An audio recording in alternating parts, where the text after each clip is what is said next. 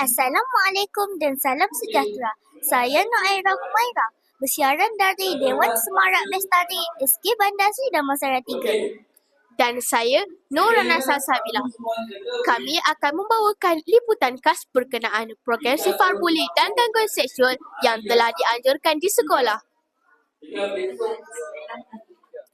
Program ini melibatkan semua murid dan bertujuan untuk meningkatkan kesedaran tentang kepentingan sahsiah diri serta keselamatan di sekolah.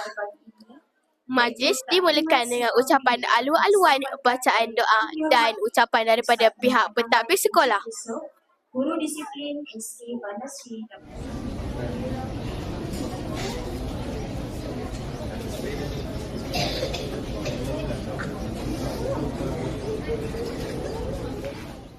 SK Bandar Seri Damansara 3, yang dihormati Encik Mazlan Abdul Latif, yang di-Pertua PIBG SK Bandar Seri Damansara 3.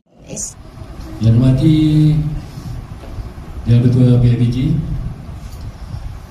guru-guru perwakilan, guru-guru serta kehadiran ilahi kerana dengan limpah kurnianya kita dapat bersama-sama untuk program pada pagi ini. Program apa? Program sifar buli dan gangguan seksual. Seterusnya, murid-murid mengikuti slide kesedaran berkaitan isu buli yang semakin mendapat perhatian dalam kalangan pelajar.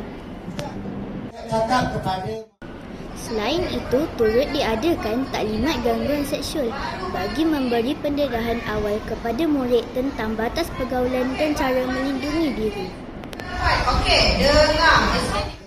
Program ini juga memberi penekanan kepada pembentukan nilai murni dalam kalangan murid.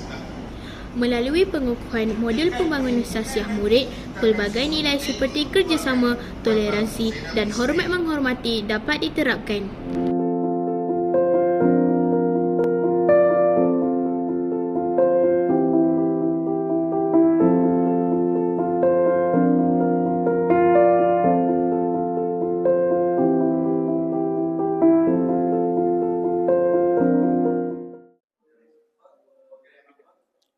Diharapkan program seperti ini dapat memberi kesedaran kepada semua murid agar sentiasa menjauhi gejala negatif serta mengamalkan nilai-nilai murni dalam kehidupan seharian.